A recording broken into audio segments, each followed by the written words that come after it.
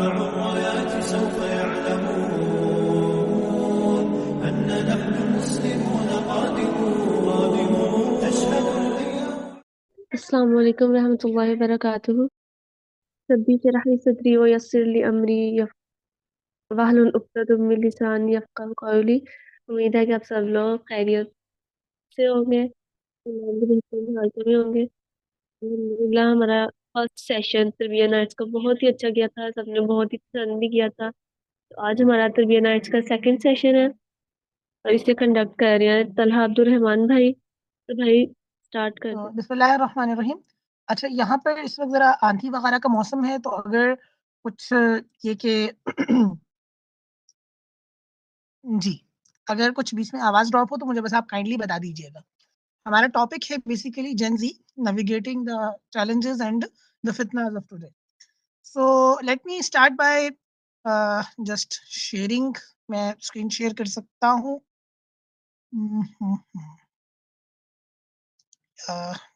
यहाँ पे screen sharing का ऑप्शन शो तो नहीं हो रहा।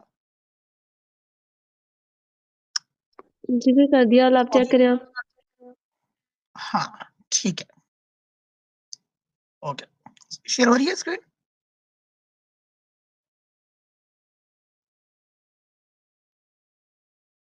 जी स्क्रीन ओके। सो ये बेसिकली हमारा डॉक है जिसकी बुनियाद पर आज हम चल रहे होंगे। Gen Z vibes, insights and impacts topic आपके सामने है। इसमें से चंद चीज़ें बस हम उठाते हैं, कुछ फैक्ट्स एंड फिगर्स हम यहाँ से लेंगे, बाकी हम अपनी डिस्कशन कर लेंगे। कोशिश करते हैं 14 मिनट हो रहे हैं, हम अगले 6 मिनट के अंदर जो है वो बेसिक बात आपके सामने रख दें और उसके बाद हम निशस्त को ओपन फॉर डिस्कशन कर देंगे। ये बात मुझे अभी ही बता दीजिए कि अगर टाइम खत्म हो जाए तो उसके बाद इसी लिंक को हम री-लॉगिन कर लेंगे ताकि आप लोगों को कोई दिक्कत ना हो। ठीक है? So just starting it.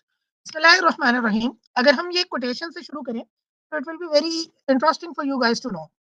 Young people have always embedded the zeitgeist of their societies, profoundly influencing trends and behaviors alike. The influence of Gen Z, the first generation of true digital natives, is now radiating outward, with the search for the truth at the center of its characteristic behavior and the consumption pattern. Tech has given young people an unprecedented degree of connectivity among themselves with the rest of the population that makes generational shifts more important and speeds up technological trends as well. For companies, this shift will bring both challenges and equally attractive opportunities. And remember, the first step in computing any opportunity is being open to it. So that's all. Uh, अब ये बड़ी अहम बात है, हम इसी से आगाज किए देते हैं। जेन ज़ी की एक बहुत अहम खसूसियत ये है जो हमें नजर भी आती है।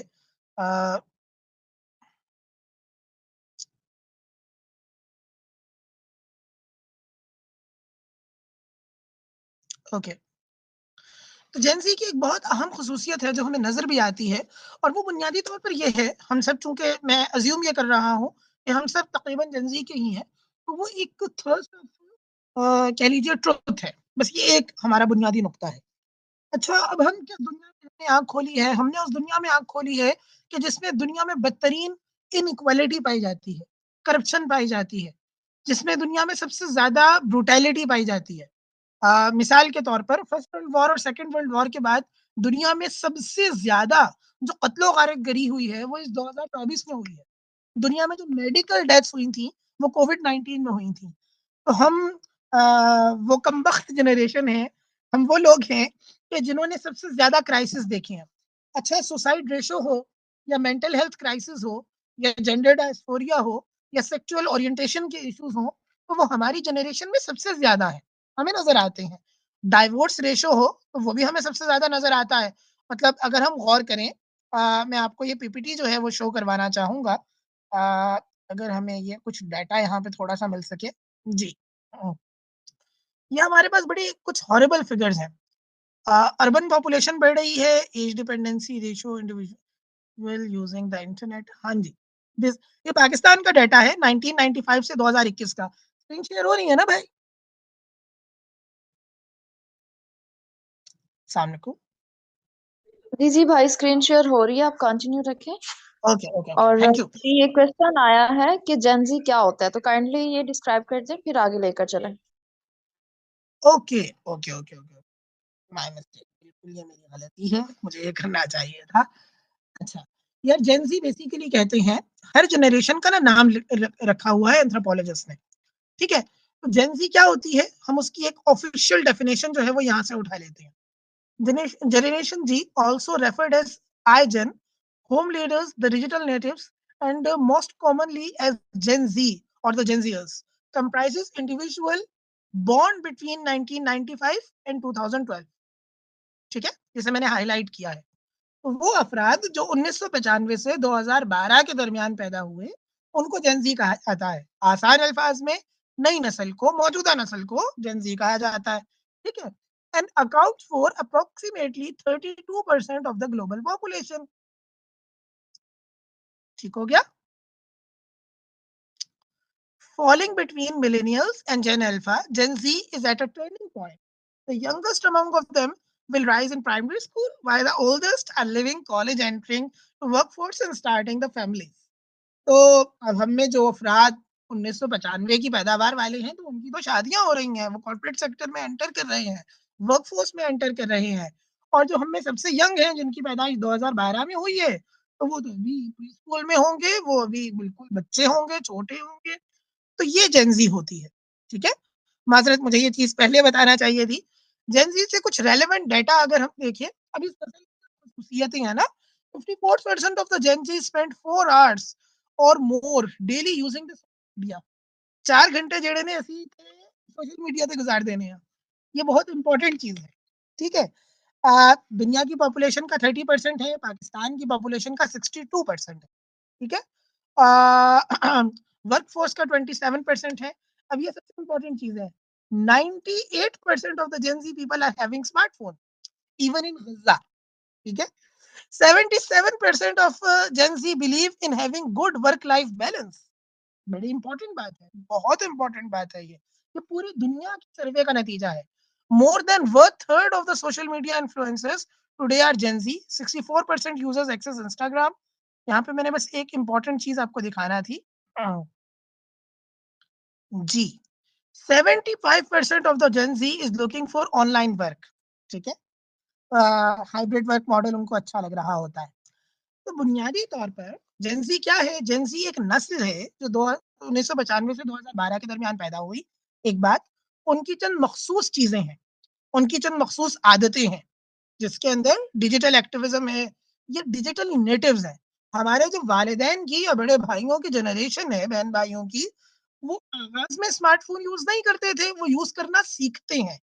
हम तो मतलब मैंने अपना पहला स्मार्टफ़ोन जो है, वो 5th का जब बोर्ड का रिज़ल्ट आया था, तो तब लिया था। उससे पहले हम अम्मा का फ़ोन यूज़ किया करते थे। तो हम तो बचपन से ही इन चीज़ों में पले बड़े हैं। हमारी जनरेशन का यही मामला है। तो डिजिटल नेटिव्स हैं।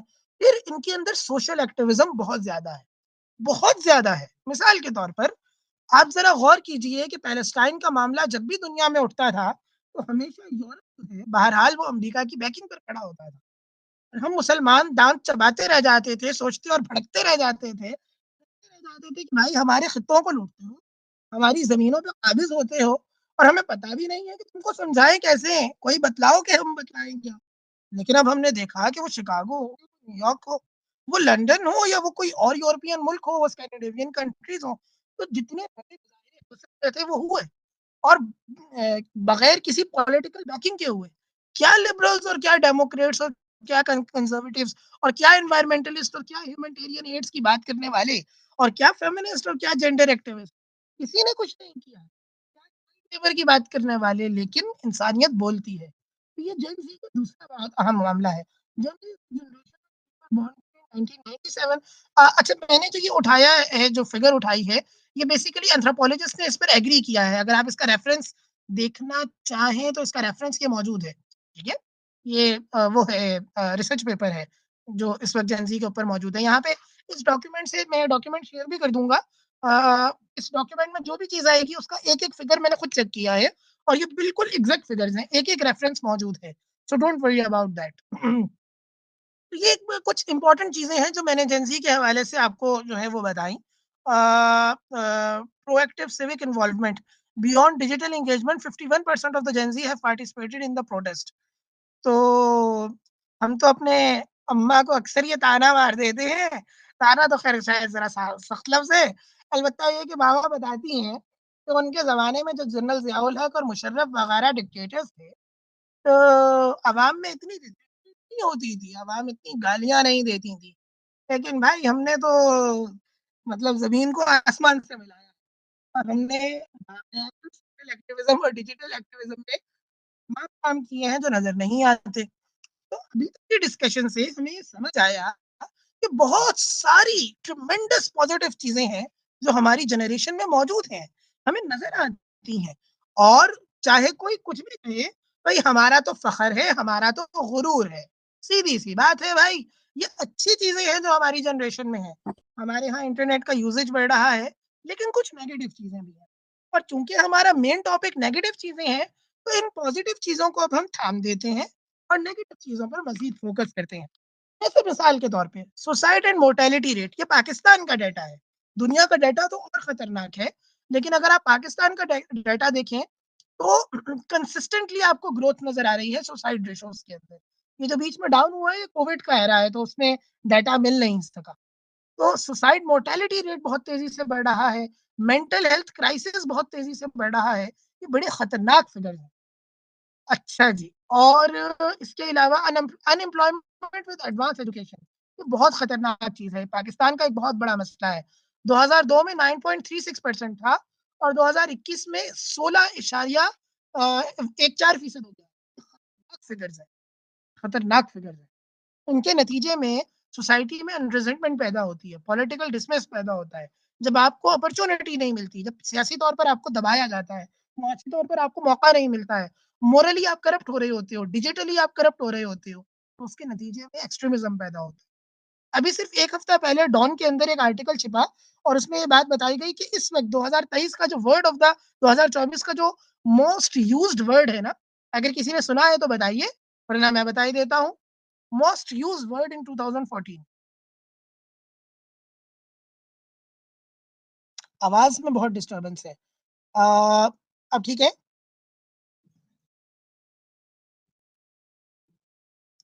आवाज़ अब ठीक है?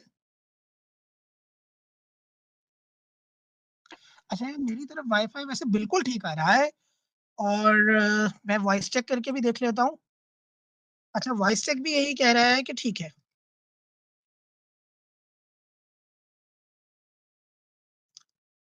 अच्छा, वॉइस चेक भी बिल्कुल बिल्कुल पॉज़िटिव रिस्पॉन्स दे रहा है। तो उसमें कहीं कोई इश्यू तो नहीं आ रहा है, बिल्कुल ठीक लग रहा है मुझे तो। आप जी मज़ीद भाई, ठीक बताइए है ज़रा। आवाज़। चलिए ठीक है। हो सकता है आपको इंटरनेट का इश्यू आ रहा हो, बहरकैफ़ हमने चंद चीज़ें डिस्कस की हैं, हमने ये देखा है कि जेन ज़ी क्या है, हमने कुछ पॉज़िटिव इम्पैक्ट्स देखे हैं और हम आगे बढ़ते हैं और हम कुछ नेगेटिव इम्पैक्ट्स देख रहे हैं। दुनिया बहुत सारे मसाइल हैं हमारी दुनिया में और उनमें एक सबसे बड़ा पॉलिटिशियन है, पॉलिटिकल एक्टिविज़्म का ना होना है, दबाना है, फ़ाशिज़्म है, मासिज़्म है, क्या नाम है, मैसेकर्स हो रहे हैं, ब्रूटैलिटी है, ज़ुल्म है, वहशत है, दरिंदगी है और इसके नतीजा में ज़ाहिर-सी बात है कि चीज़ें पैदा होती हैं, मसला पैदा होता है और उससे आगे बढ़कर कुछ हमारी जनरेशंस के भी मसले हैं। हम डिजिटली बहुत ज़्यादा एडिक्ट हैं। पॉज़िटिव चीज़ें भी हैं। मैं इस वक़्त वाक़ई में बैठा हूँ, आप अपने अपने अपने मुतल्लिक़ा कमरों में अपनी जगहों पे बैठे होंगे या बैठी होंगी और मैं इस वक़्त जो है अपनी मूँगफली साथ रखी हुई है और बड़े सुकून से आपसे बात कर रहा हूँ और होपफुली आप लोगों ने भी कुछ ऐसा ही चीज़ रखा हुआ होगा। तो ये अच्छी चीज़ें भी हैं, they are the good things but इनके अंदर इनके मसाइल भी हैं। हम इस वक़्त इंस्टा पे स्क्रॉलिंग भी कर सकते हैं और मेरे अपने साथ कई बार ये हुआ है कि कल पेपर है लेकिन पता ही नहीं चल रहा। अच्छा, ठीक है, जज़ाकल्लाह भई बेहतरीन वॉइस आ रही है। चलिए, तो ये कुछ दक़ीक़े हैं, कुछ मसाइल हैं जो हमें जेन ज़ी के साथ नज़र आते हैं। अब सवाल ये है कि हमने इसको नेविगेट कैसे करना है? हमने इससे निकलना कैसे है? तो अगर हम चंद बड़े-बड़े मसाइल को देखना चाहें जिससे हमारी जनरेशन गुज़रती है तो उनमें एक सबसे बड़ा मसला और सबसे बड़ा मसला वो मेंटल हेल्थ क्राइसिस है, एक बात। दूसरा मसला जेंडर डायस्फोरिया है, दूसरी बात। तीसरा मसला सुसाइड रेट है, तीसरी बात। चौथा मसला वो अनएम्प्लॉयमेंट है, फाइनेंशियल क्रंच है, चौथी बात। 5वां मसला वो पॉलिटिकल इश्यूज है, ठीक है, पॉलिटिकल फैशिज्म है 5वीं बात। और छठा मसला वो एनवायरमेंटल क्राइसिस है। ये 6 मेजर क्राइसिस हैं जिससे हमारी जनरेशन बहुत बुरे तरीके से गुजर रही है, और उसके नतीजा में जाहिर सी बात है मसाइल पैदा होते हैं, उसके नतीजे में बहुत सारे इश्यूज हैं जो पैदा होते हैं।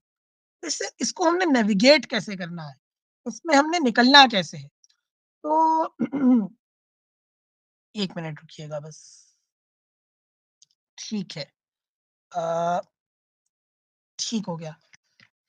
इसके लिए सबसे ज़्यादा, सबसे अहम पहली चीज़ जो कि बहुत ज़्यादा ज़रूरी है, बहरहाल फ़र्द ख़ानदान बनाता है, ख़ानदान मुआशरा बनाता है और मुआशरे से रियासत बनती है। सबसे बड़ा मसला ये है कि अगर फ़र्द की जिन्स पे ही हमला हो जाए, उसकी नफ्सियात पे ही हमला हो जाए, मैं अगर मेंटली स्टेबल ना रहूँ, या मैं अगर जेंडर बेसिस पर सेक्सुअल कन्फ्यूजन का शिकार हो जाऊँ, मैं कुछ और क्या ही कर सकूँगा।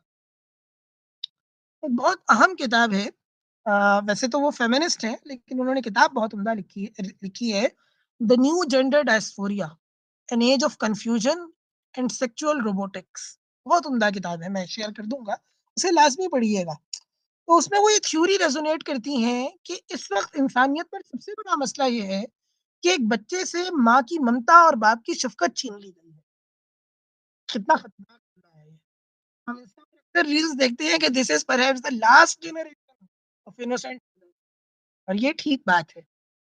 बस अभी कुछ देर पहले ही मैं अपनी वालिदा के साथ मार्केट से आ रहा हूँ, और हम सब इस एक्सपीरियंस से गुज़रे होंगे, चाहे मेल्स हों या फीमेल्स हों, कि शायद कोई भी चीज़ उस वक़्त तक हमें पसंद नहीं आती जब तक अम्मा जी ना कह दें कि यार ये ठीक है, अच्छा लग रहा है।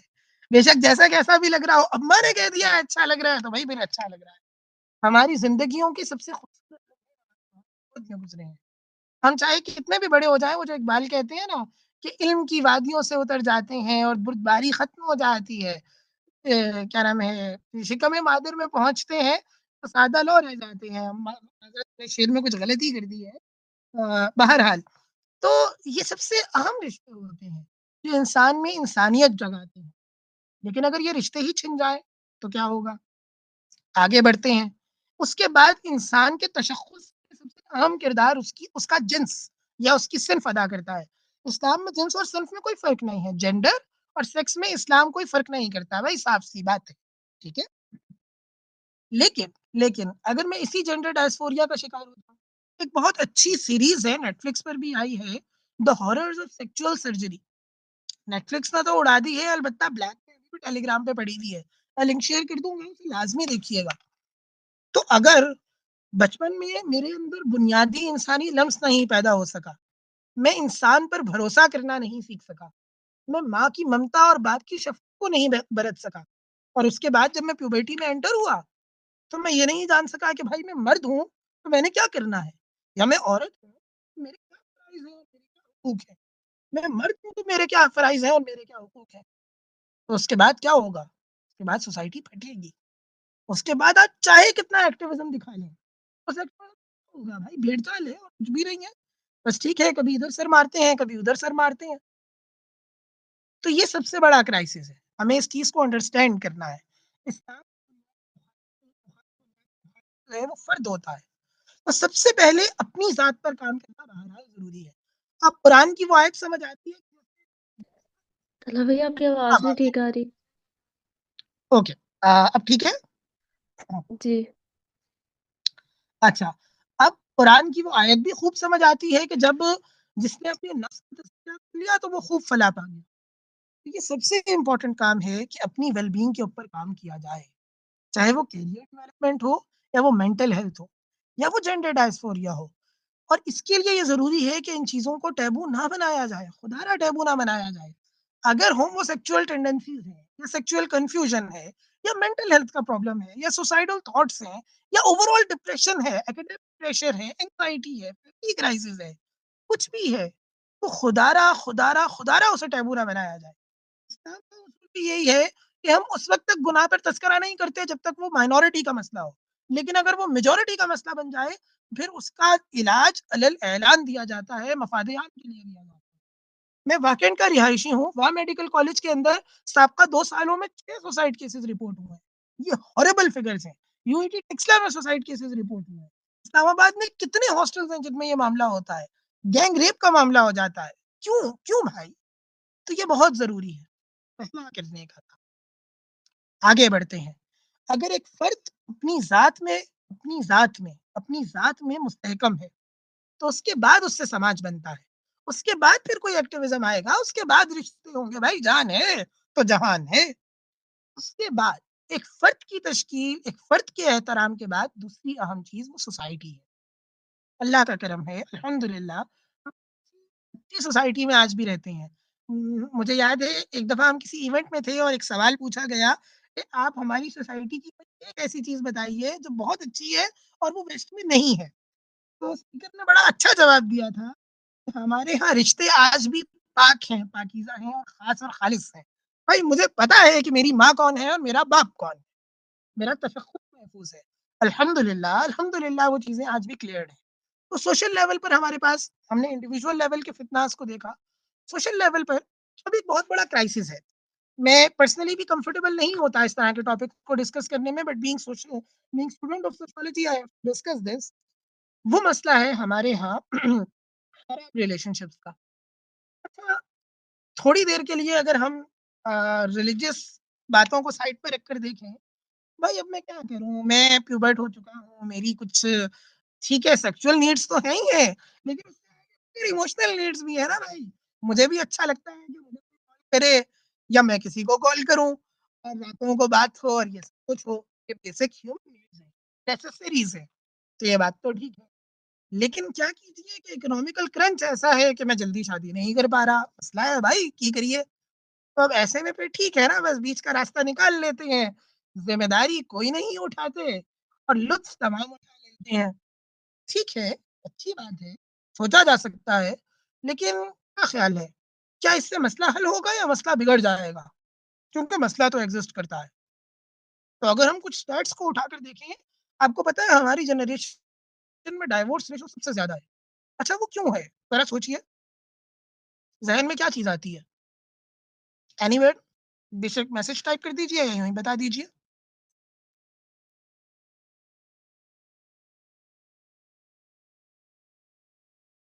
हाँ, अच्छा, लगता है भाई सारे ही अनमैरिड हैं।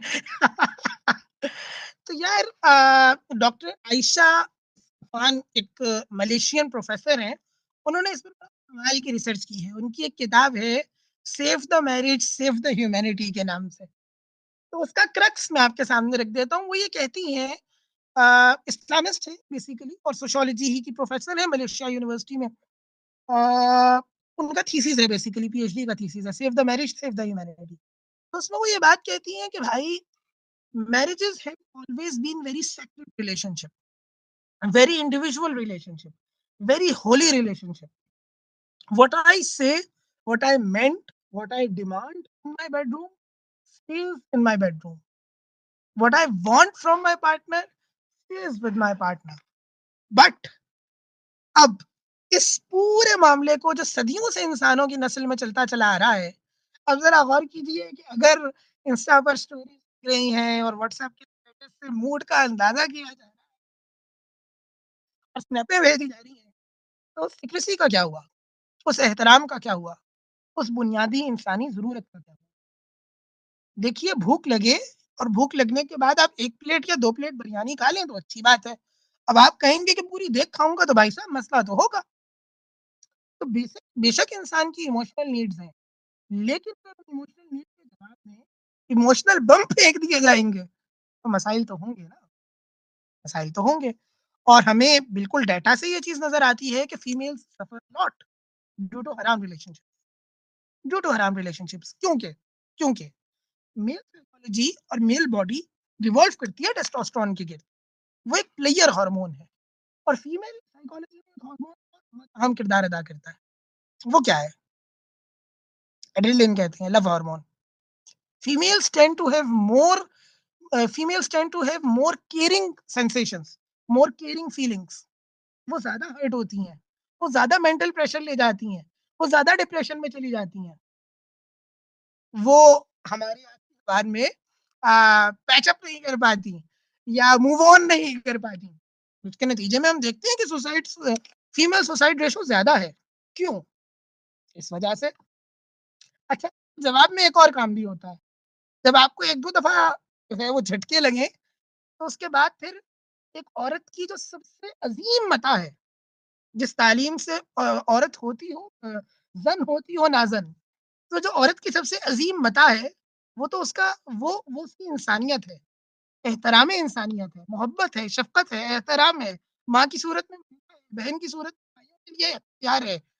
तो ये सबसे अहम चीज़ होती है औरत के किरदार की। अगर वो छिन जाए तो और फिर वही होता है। उसके बाद हम कहते हैं कि ये मासूम माँओं की और इनोसेंट दिस लास्ट जनरेशन है। क्यों? क्या ये आने वाली जनरेशंस के लिए ममता का मैसेकर नहीं हो रहा? तो ये मसला है भाई, इसे समझिए। ये आपकी ज़ात के ऊपर स्कार्स छोड़ जाता है। और जो हम कहते हैं ना कि भई I get scared and I have scars on my soul, ये बड़ा बहुत इम्पोर्टेंट सॉन्ग रहा है अगर कोई म्यूज़िक में इंटरेस्टेड है। ये 2023 का सबसे मशहूर गाना रहा है। आई हैव तो दैट्स इट। तो इंडिविजुअल लेवल पर हमने देखा माज़रत मेंटल हेल्थ क्राइसिस को और जेंडर डायस्फोरिया को। सोशल लेवल पर हमने देखा हराम रिलेशनशिप्स को और उनकी उनकी ब्रूटैलिटीज़ को, ठीक है? अब इससे आगे बढ़ते हैं। सोसाइटी के बाद पॉलिटिक्स आती है और वो वहाँ पर चीज़ें और परेशान कुन हो जाती हैं। पॉलिटिकल लेवल पर अगर हम चंद चीज़ों को देखें, तो बिलाशुबा दुःख होता है, मलामत होती है, तकलीफ़ होती है, गम होता है, रंज होता है। और हकीकत बात ये है कि अब मतलब खुद से आँखें नहीं मिलाई जाती कि साबका 75 सालों में पैलेस्टाइन के अंदर कुल मिलाकर 40,000 शहादतें हुई थी और साबका 2 सालों के अंदर 40 हाथ पर हाथ धरे मुंतज़िर फ़रदा है। हम उस दुनिया में ज़िंदा हैं, तो क्या कीजिए? क्या कीजिए? तो ये जो पॉलिटिकल फ़ाशिज़्म है, ये सबसे बड़ा मसला है। अच्छा, ये सिर्फ़ ईस्ट का मसला नहीं है, ये वेस्ट का मसला भी है। इस चीज़ को एक्सप्लेन कीजिए कि कॉर्पोरेटोक्रेसी और डीप स्टेट और एस्टेब्लिशमेंट इतनी स्ट्रॉन्ग हो चुकी है, हमें नज़र नहीं आता। तो ऐसे में हमारे लिए ये बहुत ज़रूरी है, हमारे लिए ये बहुत ज़रूरी है कि peaceful, constitutional, democratic, practical resistance करें। ये बहुत ज़रूरी है, ये बहुत ज़रूरी है। हम अगर ये नहीं करेंगे तो हम अपनी आज़ादियाँ सल्ब करवा लेंगे। एक बहुत अहम किताब है, अभी पिछले दिनों बहुत मशहूर हुई है, वर्ल्ड बैंक ने भी उसको टॉप रैंकिंग पे रखा है, डेमोक्रेसी, रेजिस्टेंस एंड रेमिटेंस। मेरे ज़हन से नाम उतर रहा है, बहरहाल। और इसी तरीके से democracy under pressure, under threat, ये अहम किताबें हैं, इनको देखिए, तो आपको अंदाज़ा होगा कि पूरी दुनिया में मसला हो रहा है ना, कहीं मोदी आ रहे हैं, कहीं हमारे अपने मुल्क में जो हालत हुई है और फिर उससे आगे बढ़कर कहीं ट्रम्प आ रहे हैं और कहीं फ्रांस में जो कुछ हुआ और जर्मनी में जो कुछ हुआ और उसके उससे उससे मज़ीद आगे बढ़ते हुए। लेकिन पॉज़िटिव चीज़ें भी हैं, कहीं एर्दोगान भी आ जाते हैं, कहीं ज़ीरा वाजिद को भागना भी पड़ता है, कहीं असद रेजीम जो है वो टूट भी जाती है, गिर भी जाती है। तो मुस्बत भी है, मनफ़ी भी है। ये ज़रूरी है कि हम हालात को समझें और प्रैक्टिकल साइड ऑफ हिस्ट्री रहें। देखिए, बड़े दुःख के साथ ये बात कहना पड़ती है, हमारे अपने मुल्क में 2018 के बाद से जो कुछ हो रहा है, उसपे दिल कुड़ता है। यकीन जानिए कि दिल कुड़ता है कि हमारे ही बच्चे और हमारी ही जनरेशन रह गई है कि हम अपनी माँओं को रुलाएँगे और बापों को तड़पाएँगे और डीजों जाने देंगे। ये किसी एक पॉलिटिकल पार्टी की बात नहीं है, सभी ऐसी हैं। इस मतलब क्या कहिए बस। कभी नौमई होगा, कभी ढींचोक होगा, या मॉडल टाउन होगा, मरेगा कौन भाई? हम। ध्यान दें। लोअर मिडल क्लास के बच्चे जो हैं मतलब हमारे हम इंसान नहीं हैं, हमारी माएँ माएँ नहीं हैं, उनके दिल नहीं है। उन्होंने हमें क्या डाउनलोड किया था, ठीक है? तो उन्होंने प्रेगनेंसी के पेन नहीं उठाए थे। हमारे बाप ने माया नहीं है, हमें ऐसे ही जवाब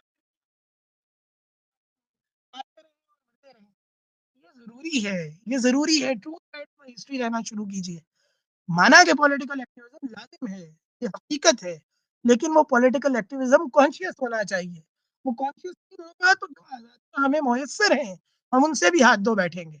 अल्लाह ना करे हम ना बन जाएँ, हम इज़राइल ना बन जाएँ या हम सीरिया ना बन जाए। वहाँ से जिस तरह की वीडियोज़ निकल रही हैं, दिल काँप जाता है कि भाई लोग मतलब ख़वातीन हैं, जवान पहली बार आसमान देखा है और उनके साथ टॉडलर्स हैं, 2-3 साल के बच्चे हैं या बड़े बच्चे हैं। वो कहती हैं प्रॉफेट हमारी नहीं पता इसका बाप कौन है? और ये सब इस्लाम के नाम पर हो रहा है, जिहाद के नाम पर हो रहा है, ठीक है? तो इससे बचने की कोशिश करना है। टीटीपी के नाम पर होता है, दाइश के नाम पर होता है। क्यों? जब हम देखते हैं कि गज़्ज़ा में इतने जेनोसाइड हो रहा है तो हमें भड़काया जाता है, हमें इस्तेमाल किया जाता है। तो इस्तेमाल नहीं होना भाई। इसका आसान तरीका क्या है? मौलाना मौदूदी अलैहिर्रहमा ने बड़ा उम्दा जुमला कहा है। उन्होंने कहा है कि भाई में देखो देखो बातिल के तीर कहाँ लगते हैं और बातिल के तीर का मतलब ये नहीं है कि नेतन्याहू साहब अपनी गोलान हाइट्स पर खड़े होकर वीडियो में क्या कहते हैं। बातिल के तीर का मतलब ये है कि नेतन्याहू साहब के मिसाइल कहाँ गिर रहे हैं, ठीक है? तो इससे ना अच्छी तरीके से नज़र आ जाएगा कि कौन क्या कर रहा है। That is the thing. Individual level को हमने देख लिया, सोशल लेवल को हमने देख लिया, पॉलिटिकल लेवल को हमने देख लिया। ये 3 बुनियादी इकाइयाँ हैं और इसी की बुनियाद पे सब कुछ बनता है और चलता है। So that's all from my side. Once again, apologies for coming late. आखिरी टाइम पे ये रिपोर्ट हो रहा था तो मुझे कुछ देर हो गई। That's all from my side. Over to you. Open for discussion and questions. जज़ाकल्लाह।